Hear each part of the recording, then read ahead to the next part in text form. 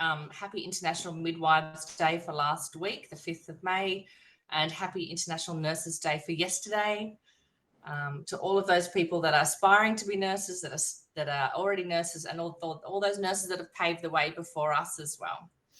So great celebration to you all. And if you weren't here last week, it is I'm dragging it out now, our 1-year anniversary of Open the Doors. So that was also on the 5th of May last week, and it came around so quickly we didn't notice. So I meant to have a party hat, couldn't find one, but thank you for all the people that have been involved, attending and hosting and volunteering their time for 12 months to bring all these amazing thought leaders to a global platform. So I will hand over to Sanal to do the intro and welcome to country, and I will see you back to moderate the session. Sanal, are you there with us somewhere? Sanal. Maybe she can't get in. Let me see. There she is. Here she is. Just joining now. Good morning. Oh, Sanal, I just introduced her, and she's never late to anything in real life, just letting you know. Thank you. She's late to everything. So Yes, Sanal, take us through a welcome to country and OTD, please. Welcome to our OTD global meeting, everyone. Let's begin with what is Open Doors. For all of you who have not, for those of you who have never been to Open the Doors or who has been to Open the Doors before, Open the Doors is an innovative, exciting, and inclusive movement merging revolution with a lot of resources, which links to bright minds from across the globe, which is you, who are passionately dedicated to making change in the lives of our older adults, and loved ones. Our main focus is people living with dementia, their loved ones, and their supporters. We have swiftly materialized into 500 plus visionary change makers wanting to make difference. Open the Doors welcomes all the voices, all the change makers, all people from around the world who are committed to effecting positive change. Before we begin with our speakers, I would really like to acknowledge the country, the land we are living in. We acknowledge the Aboriginal and Torres Strait Islander people of the lands we are meeting today. For me, this is the land of Ngunnawal and Ngambri people, the traditional custodians of the land upon which we live and work. We acknowledge and pay our respects to all traditional owners and elders, past and present. We extend the respect to any Aboriginal people and Torres Strait Islanders people joining us today. We acknowledge that sovereignty has never been ceded. It always was and always will be the Aboriginal and Torres Strait Islanders' land and waterways. We also acknowledge our friends who are living with dementia and commit to advocating together as we strive to ensure a life that is lived in a human, meaningful, connected, and respectful manner. Before we start with our session, a little bit of housekeeping for today's. Please keep your cameras on and your mic muted. For any questions, any queries, please use the chat. We'll address the questions, your queries in our Q&A session. I'll hand over to Nicole to introduce our guest speakers for today. Over to you, Nicole. Before we do, if someone could take a quick group shot, I'd love to have a photo of all these amazing ambassadors with us today. So cameras on. Have we got a Rhiannon that could take a group shot, or an Aaron? Are you out there? Today. I can do it for today. If you can keep the camera on, Yes, I'll just quickly amazing. take a photo. Everyone's ready. Photo. In 3, 1, 2, 3. There we go. Okay. Thank God for Gen Z, because I couldn't do that bit. Okay, so welcome. Today we have the most amazing women. We're going to have more of a casual conversation than a presentation from both. We have, first of all, Bobby Redman. She's an Australian dementia advocate and retired psychologist who has used her personal experience with cognitive decline to raise awareness and empower others living with dementia, diagnosed with mild cognitive impairment or frontotemporal dementia in her 60s. Bobby is a passionate voice for those with lived experience. She serves as the chair of Dementia Australia's advisory committee and contributed to national projects like Face Dementia and Forward with Dementia. Known for her honest, hopeful approach, Bobby has become a respected leader in dementia advocacy, dedicated to improving diagnosis, care, and public understanding. She is also an OTD living experience ambassador, as Gwenda so rightly named it long ago. Gwenda Darling, the dear Gwenda Darling, is a member of the Aged Care Council of the Elders, advising the government on aged care and aging well. A Palawa woman with over 50 years experience in government and community roles. She has held leadership positions in several First Nations organisations, diagnosed with younger onset dementia in her late 50s. Gwenda is a passionate advocate for trauma-informed aged care, especially for First Nations elders. She lives independently with her assistance dog, Redley, and contributes to and continues to engage in advocacy and research. And both of them have been nominated for Senior Australian of the Year. I think Bobby was in 2020, and I think Gwenda was last year. Is that correct, Gwenda? And I'd like to do a big warm welcome to them today. So we might start with Bobby. And Bobby, if you could just give us a bit of background about yourself, and then we'll hand over to Gwenda. That would be fabulous. So over to you, Bobby. Thanks, Nicole. Yeah, look, as Nicole said, I'm a retired psychologist, which in a way has been a blessing for me. I worked with people with intellectual disabilities and learned a lot in helping people to develop and maintain skills, which we need so badly as people living with dementia. I live on the Central Coast. As I've been an advocate really since my diagnosis, and I'm really passionate about making sure that people have a better understanding of what dementia is all about. So I'll hand over to Gwenda. Thank you, Bobby. Gwenda? You're on mute, my love. I'm down on the mighty Murray River, dividing New South Wales and Victoria in Wiradjuri country. I also, I was a social worker in child protection, and I've transferred a lot of the skills that I learned in my child protection days into my ageing and ageing well advocacy. I think I really wanted to share, though, after I'd heard Al, who I am and why I do what I do. I think that's the difference. Now, my advocacy has changed in the last few months, or couple of months, thanks to Al, because I think it's all very well to say this is who we are now, but who were we? Who are we deep inside? I'm not the person that you see.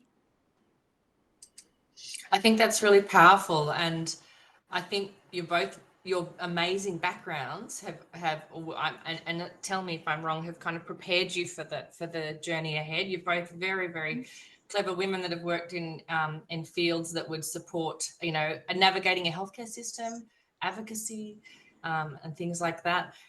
Tell me, and this question is to both of you, why are you doing the things you're doing now? What are you trying to achieve with the advocacy work and all of the conferences and all of the amazing things that you do?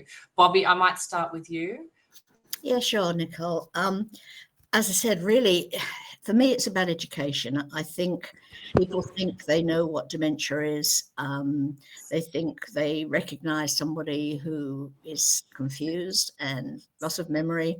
They don't recognize the stages. They don't recognize the different types of dementia. They don't realize the impact our educational background or cultural background makes to us. They don't recognize that we all present in different ways. So our job is, Gwenda and I are very different. We're all different from each other, as you all are. And the point is, what we want to explain is how dementia impacts us in various ways, but the challenges that come with dementia, and how people, whether be carers or whether you're working in the field in some other form, how you can work better with us, how you can help us, and how you can help us to continue to have good lives. And that's really important for me. Gwenda? I do what I do because I want people to just not give up at diagnosis, because that's what I did. I just gave up at diagnosis. I was given 5 years of medication, 3 without, and I went home to bed to die. I didn't even know there was anything other than Alzheimer's. And I see so many people who see their doctors and are told, come back in 6 months. And their loved ones, their families, all, oh, well, they basically start preparing for residential care almost immediately.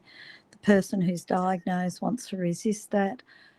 And I just see it so often that people just don't know what to do. And so I do what I do because I want to give people hope.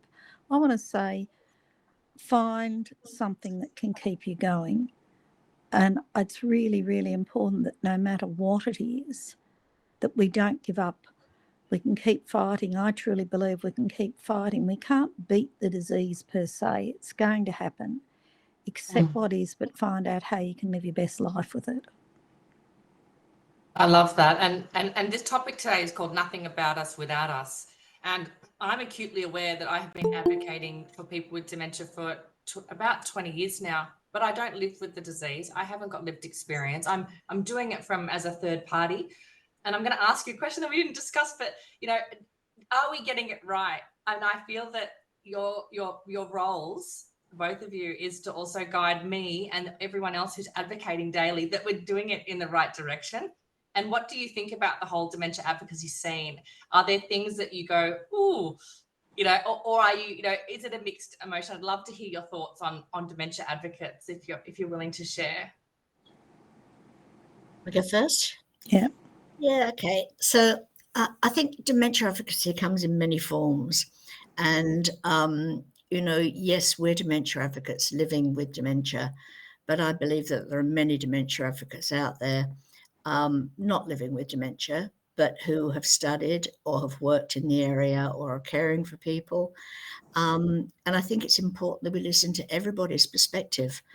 But the real thing there that you said, Nicole, is the fact that you don't have the insider story. And I think that's what gives us just that extra little bit of a bite, because hopefully if we do share, we can help you to have a better understanding of our personal experiences and what's going to help us and what we're going through, which people don't necessarily recognize. So yes, that's for people who are not living with it, with people, as Gwenda said, we're also there to encourage people with dementia to come out of the cupboard. The bottom line is people won't admit they have a problem. And so they're missing out on early diagnosis because they won't go to the doctors, even if the doctors are able to diagnose them, which often isn't the case. And I'm sorry for any doctors here, and I know there are some. Okay, Al. I wasn't going to mention any names, but I mean, you're different. We know you understand, but there are so many doctors out there that don't have the knowledge, that it wouldn't make a diagnosis. They're looking for late stage Alzheimer's as dementia. They're not looking at anything else. But we want people to come forward and push and say, I know there's something wrong. I know I'm not the me that I was. I know I can't do what I could do yesterday or the day before. And have the courage to sit behind it and say, I want a diagnosis because I want to be able to move forward. I want to be able to, be informed. I want everything. So, that's what advocacy is about. And that's why we keep putting ourselves out there, and people are sick of our faces, I know. No, but the never. bottom is we can't give up. I mean, if we give up, we're giving up on ourselves and we're giving up on all those like us. Thank you, Bobby. Gwenda, what are your thoughts on dementia advocacy and other things?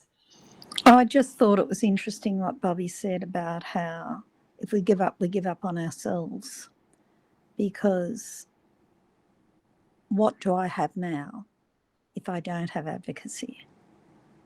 I can't do paid work per se. I can't contribute to society in any way.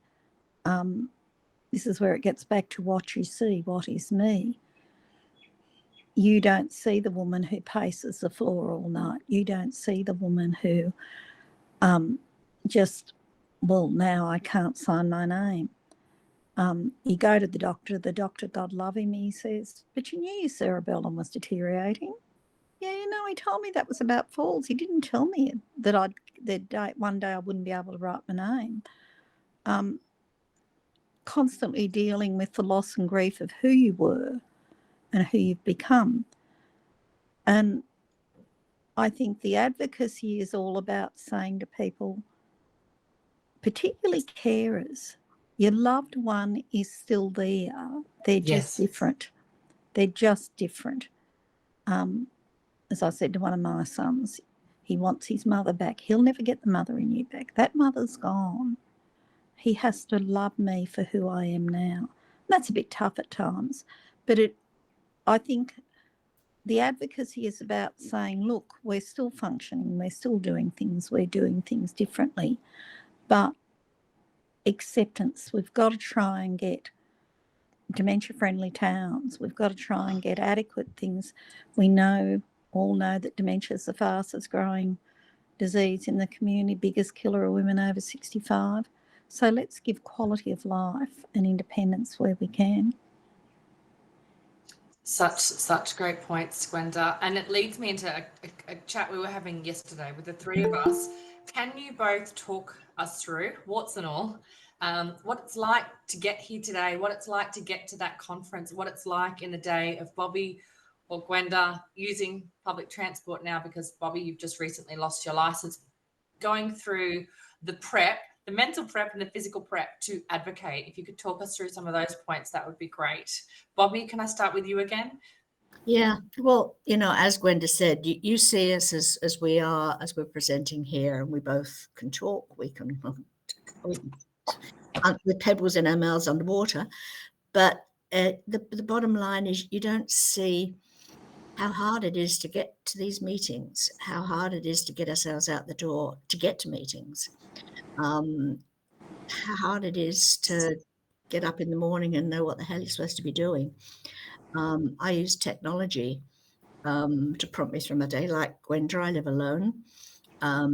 So I don't have a carer at home with me to tell me what to do. So luckily, I've held my skills with technology so far. Has its days, I can tell you.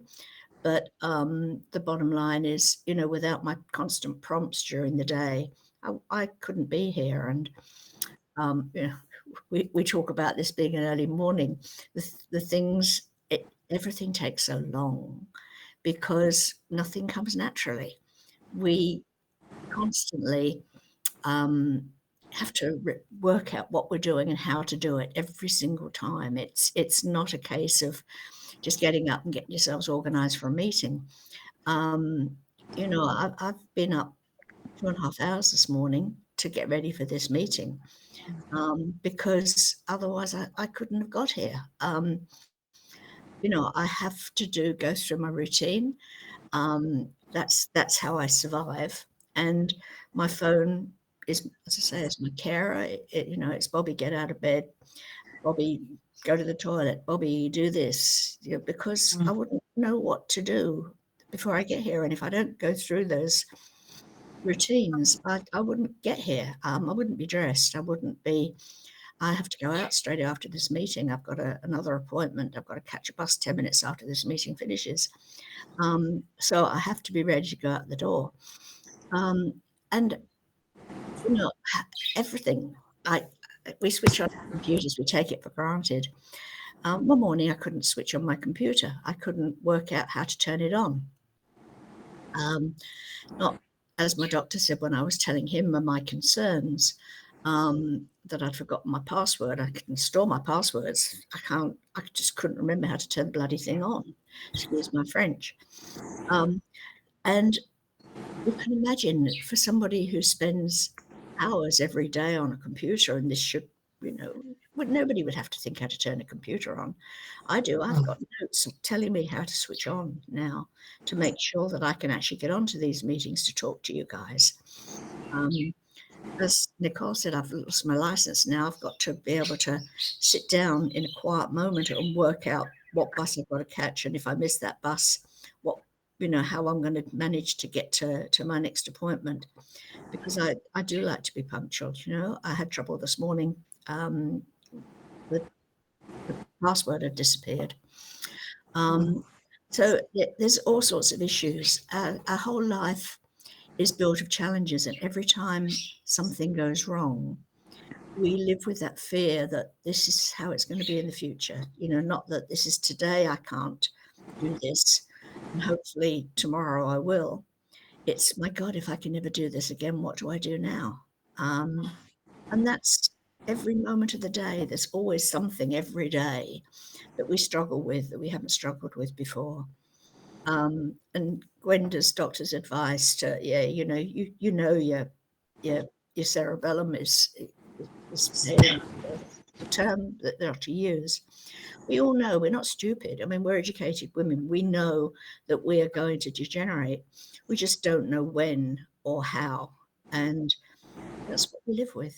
That's what we live with. And so to live a good life, we have to have purpose, which is why we do what we do, why we're out here being advocates, because this is our work and it's something to push ourselves for. And yes, it keeps our mind stimulated, so hopefully that gives us a little bit of extended life as well. But without purpose, then none of us, not just those of us with dementia, none of us in this world has anything to live for, but our purpose is what keeps us going on a day-to-day basis, and that's what we have to use. Sorry, Gwenda, I'll waffle on. It's your turn. Keep going. I just wanted to quickly say, sorry, you also talked yesterday, sorry, Gwenda, about the loss of time, which I found so fascinating. I'd never thought about that. You have this diagnosis, you've lost your license, or you need to do extra life admin, writing notes to yourself, looking at setting alarms. It's the loss of time to enjoy your life. Could you just take us a little bit through that, Bobby, before we go to Gwenda? Because I found that so poignant yesterday. And suddenly you're driving, takes 10 minutes, and suddenly you're planning and catching buses. You're losing up to 2 hours a day that you don't have. So yeah, no, I think what you've just said it, Nicole. So I paraphrased you. Sorry. Not much to say on it really, other than the fact that I mean the loss of license is fresh for me, so I'm still coming to grips. I have plans. I'm a very organized person. I've always been organized, thank God, and that's carried through, and that's what helps me to survive. But the extra time involved in traveling, the extra time in planning the traveling, working out plan B, because there's always got to be a plan B when you're on public transport. And it's exhausting, absolutely exhausting. So I thought I was exhausted before. I'm more exhausted now, and of course I'm getting older, so it's we can blame it on age, but we're just the brain power that we need now to actually get through the day is killing. It's a killer. It's like decision fatigue and a new mental load. Thank you so much. I'm sorry, Gwenda, over to you now. You're right. Lindy just asked how long we'd been diagnosed. I think we were diagnosed at about the same time, Bobby. 2012, 13 years ago, I was diagnosed. How long have you been diagnosed, Bobby? Not as long as you. I was diagnosed in 2000 and end of 15, 16.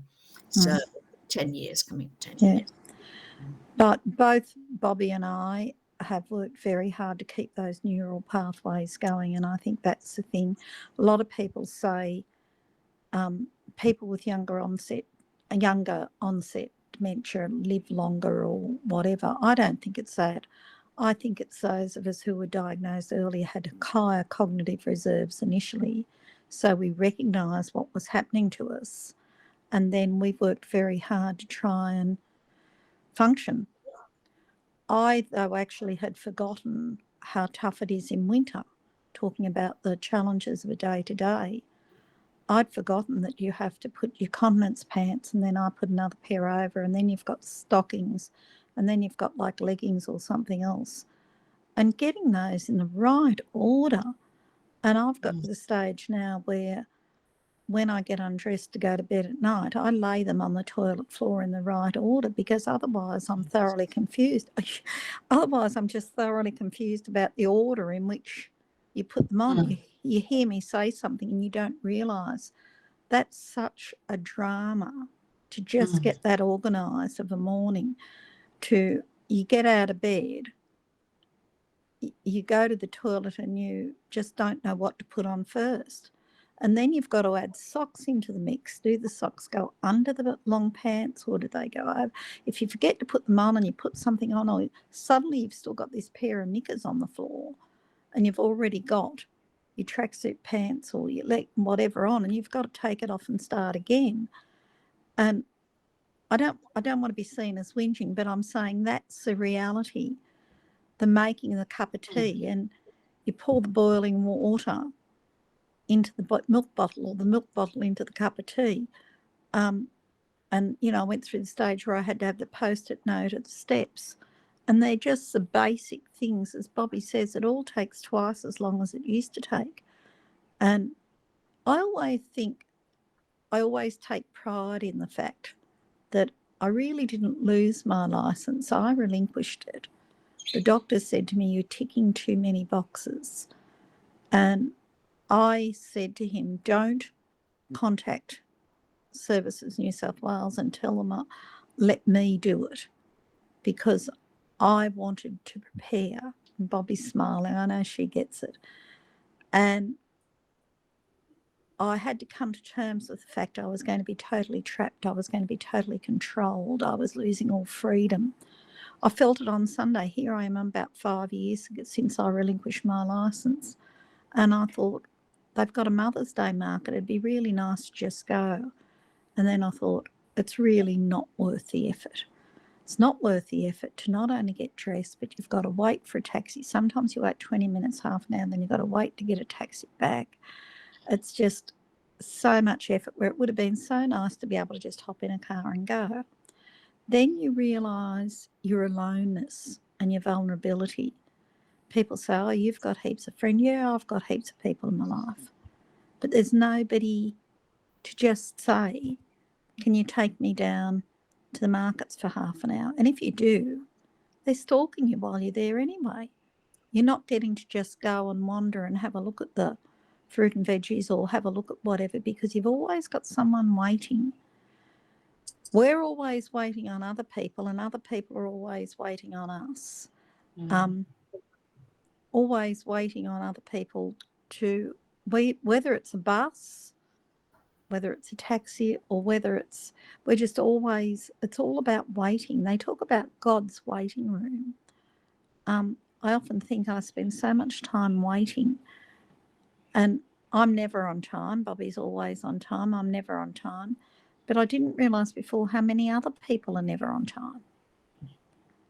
I can be ready, but I didn't realise that they're not on time either. And I really try now, because I know how it inconveniences people. But a day in my life, you ask that question, how the hell do I know? I don't know from 1 minute to the next how I'm going to be feeling, how I'm going to be reacting. Do I need to isolate? Because if I don't isolate, I'm going to tell you what you really don't want to hear. Bobby's forever the lady. But honestly, I really don't know till I wake up in the morning what sort of day it's going to be. But that can change at the drop of a hat when one thing happens. So it's all an adventure. And you've got to take it as it is. You've just got to take each moment really as it is, because if you don't, you just get depressed and you go to bed to die. And so the alternative is, I have to keep busy, I have to keep doing things, because otherwise, what is there? If I stop doing what I'm doing, what do I have? You know, it's all very well to say you've got the garden, you've got this, you've got that. They're all going to survive without me. But is that person who I gave hope to last week, those two women in the room who couldn't stop crying because they knew that they weren't coping, basically. and you give them some hope. And then I come away, I've made today worthwhile. My reason for still being here is worthwhile. So it's very selfish. Not selfish at all. I wouldn't call either of you selfish, but I would call you very honest, because I've rung you and had some very, very honest conversations with Gwenda, and it's the thing I like the most about you, actually. Before I go to another question, I just want to see if the group has any questions. Like, you can ask them anything. They're two of the most open and honest women you'll ever meet, and I am loving hearing the real side of what it's like to live with dementia. Does anyone have anything they'd like to ask? Otherwise, can I ask if AD is your primary diagnosis? Is that no, Gwenda? No, I have behaviour variant frontotemporal dementia. So you really never know what you're going to get. Was that for Bobby as well? You don't. I too have frontotemporal dementia, and mine was originally semantic. I have trouble following conversations. I can speak, but I have trouble understanding, and which for a psychologist was a bit of a kick in the backside. But I also have behavioural issues. My friends, that's how I received my diagnosis. My friends noticed the change in my behaviours. I had to change a lot of my lifestyle. Thank you for that. So we talked a little bit yesterday as well, and I know that, Gwenda, you've done something recently to make sure that you people know exactly how you feel as you with your end of life decision making. Can I ask if both of you have an advanced care plan? Is that something you both have in place? And what are you doing to prepare for the future? Some loaded questions there. So Gwenda, do you want to go first this time? We'll go back to Bobby. I've always believed that I should be allowed to die at a time of my own choosing. And on Easter Saturday, I got a tattoo on my chest that hurt like hell. Do not resuscitate, and I signed it. And allegedly 67% of people take notice of that, but it also depends what area health service you're in, I've learned. So you make sure if you think that it's time for you to say goodbye to the world, that you go to an area where they won't resuscitate you. I really, with my advanced care plan, I was very specific, because that's one of the first things the geriatrician, when he diagnosed me, actually the first thing he said when he walked in the room, he said, "I'm Walsh. Have you got your advanced care plan and your enduring power of attorney in place?" They were his very first sentence, and I sort of said no. But I was very specific. I don't want a tracheotomy. I don't want to be saved. Let me go, because I know we've all got to die, but let me go quickly. If something happens, stop trying to save me. Let me go. Let's get it over and done with. I'm not depressed. I'm not suicidal, but I'm very, very clear on have I got the means? Yes. Have I got the desire? Yes. Am I going to do it today? No. So you don't have to call the mental health team, but by crikey, I'm ready when I decide that I don't have the quality of life. And there's simple little things that I've decided. If I cannot administer my own medication, it doesn't mean setting it up in a dosette box or a Webster pack. It means if I cannot administer my own medication, if I am dependent on somebody else to put a tablet in my mouth, then I have lost my independence. That's my guide. That's my, I don't care about forgetting your birthday. I don't care about those sort of things. But if I cannot administer my own medication, if I can't toilet myself and you've got to wipe my bum, that's okay. But if I can't administer my own medication and the sun's waking up, I'm sorry, guys. Go, Bobby. Bobby, over to you while that sun goes all over Gwenda's gorgeous face. What's your plans for the future? Do you have an advanced care plan in place? Absolutely. As I say, I'm very organised, so my advanced care plan went in place immediately. Interestingly, Gwenda and I were on a research advisory committee which touched on this area. And the young researcher, a young man, we spent the whole time worrying because he kept saying, this is a really difficult question. Sorry, I have to ask you this. And we kept saying, we're all fine. We talk about this, but the bottom line is we're really worried about you. You're a kid. Are you getting some debriefing after this? We were so worried about him. He was such a nice young man.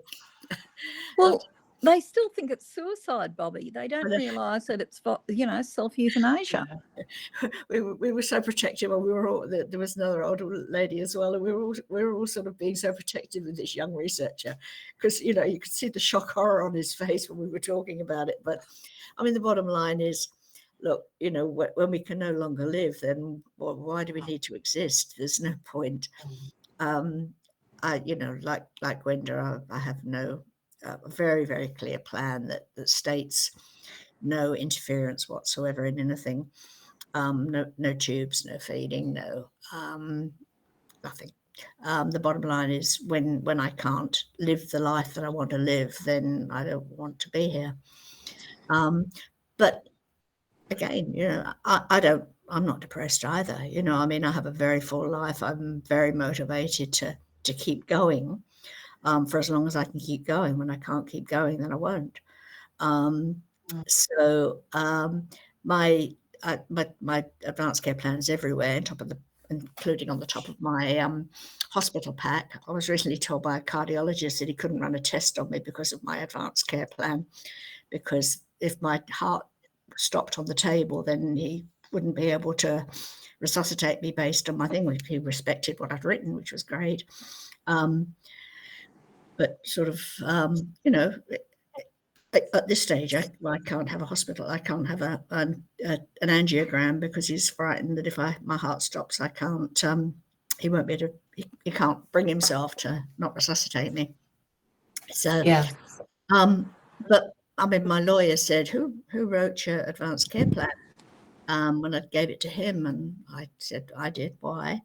And he said, "Can I use it?" So my solicitor now pays me because people ask him for advice on how to write an advanced care plan. And he said, "I've never seen anything as thorough in my life, and I would never know how to answer this question." So he doesn't charge me any services anymore. That's his payment to me. He doesn't give me money, but he gives me free services based on the fact that he uses my advanced care plan to advise other people.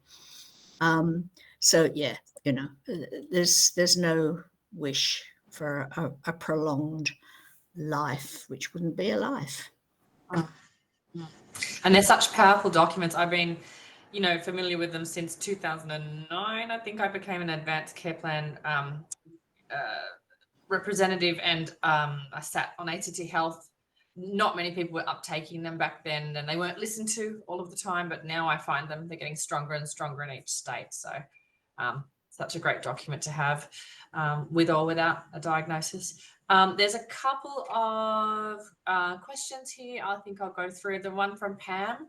Which organisations or initiatives or movements out there do you both think are standouts in making recommendations for dementia learning and training to community members? I wonder if you'll get a little payment from any of these if you recommend them, or people working in the aged care industry. So are there any standout organisations that you would recommend to learn about dementia?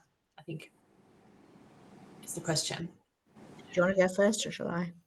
No, Bobby, you go first, and then I'll follow. Add-ons. Well, for professional training, DTA are offering free training, so they have to be the go-to. I mean, why would you not go and get free training? They've worked alongside those of us with dementia in preparing the training and in preparing all their standards. So, they're on the ball and should be there for education, day-to-day education. And when you've got a diagnosis, you're caring for somebody who you believe has dementia or has dementia, then Dementia Australia is the organisation to go to with lots and lots of information. They have flyers on everything, and they have the 24-hour helpline to talk to you and talk you through the process. And you know, for conflict of interest, I mean, my first priority has always been to Dementia Australia, who were the first people that I could actually ever talk to who accepted that I had dementia without actually questioning me, and were there to support me and help me through. So I will always support them.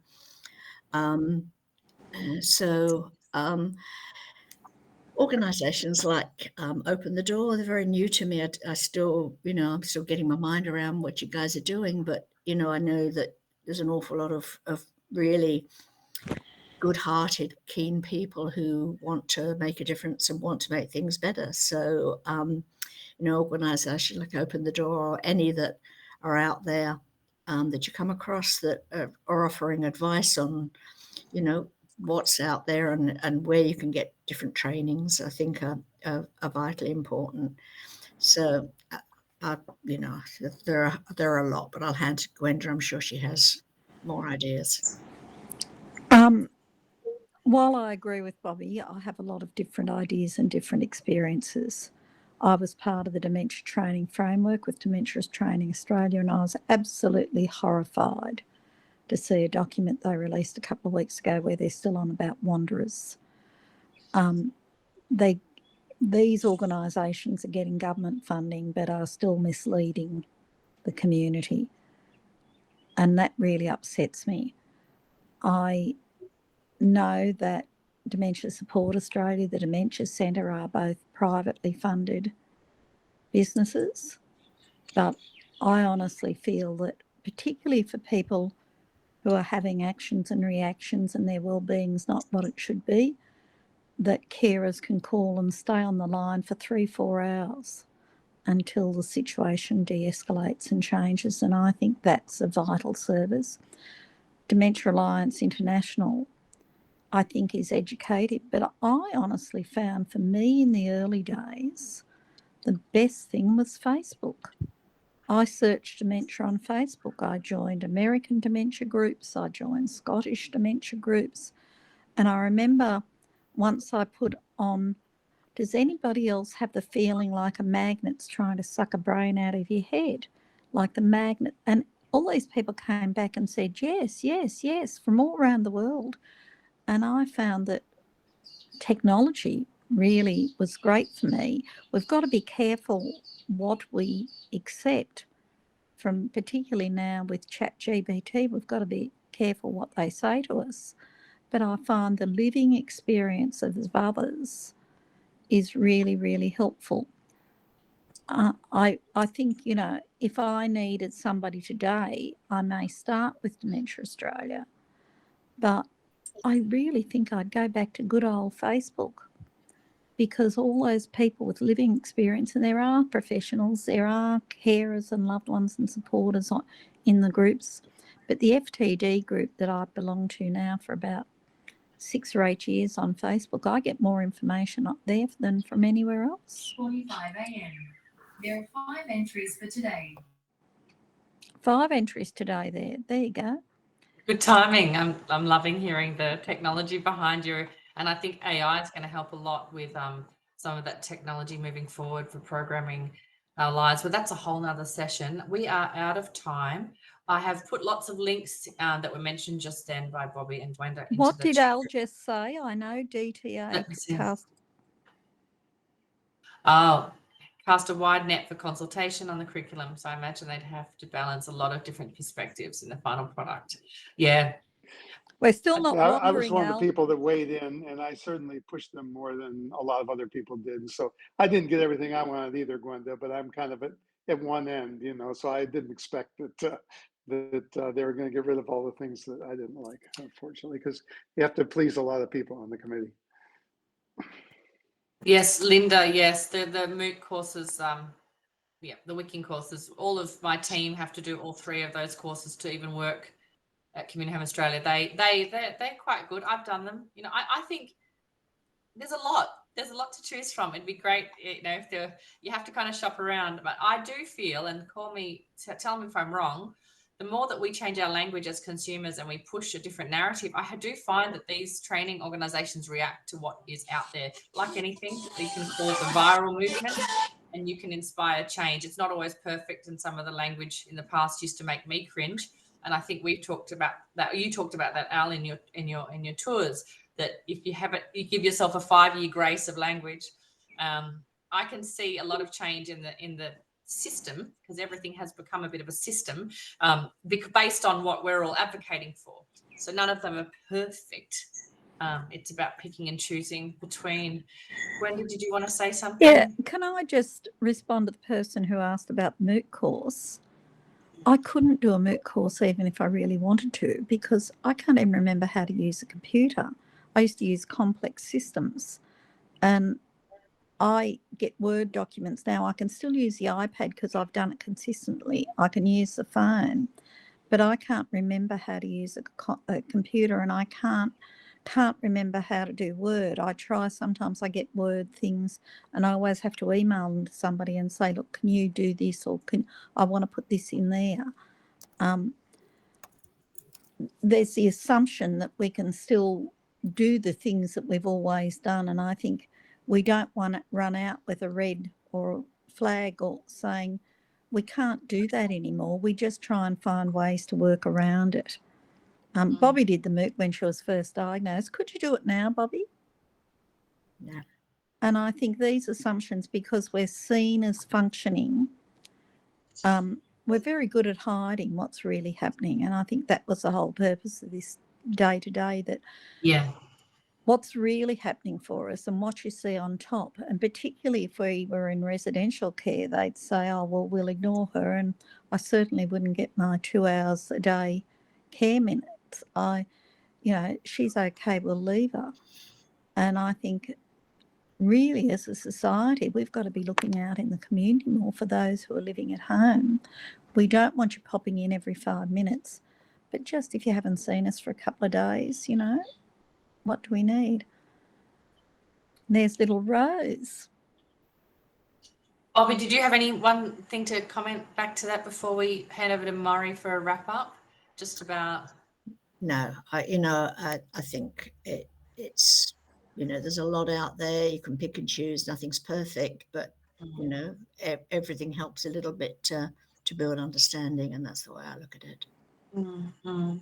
And before I hand over to Murray, are you around? I just want to say, thank you for your advocacy and what you do every day, and the effort you put in to being at things like this and on panels and with Council of the Elders and with research programs. Your work is inspiring, and you are inspiring to me and many other people. Murray, are you there to give a bit of a wrap up about today? Or have you? I sure am. I am here. Yay. Hello. Look, I'm sitting here trying to wrap up, and there has been so very much to really take in, and I thank you both. But I just wanted to firstly acknowledge Gwenda as our very first living experience ambassador, and got OTD off to a really good start. And then I thank Bobby so much for stepping in now and being with us, and deeply appreciate. And I think that we want more ambassadors with lived experience. Look, there is so much to say, but some of the things that really struck me was I don't want to give up at diagnosis, which I think Bobby said. And I guess it made me think that if those around us, and I mean by that family and friends and support teams, could see how simple yet profound this is to a life well lived, then we would do much better. And I think Bobby also said it's important to find something to live for. And Gwenda, you've said very, very much the same to me. And as we know, it all comes back to purpose. We keep returning to purpose. And the idea that we're here to support people living with dementia, with tasks of daily living, if that becomes our focus, and to keep them safe, if that becomes our focus, then we are really shortchanging people on finding their purpose and supporting their purpose in life.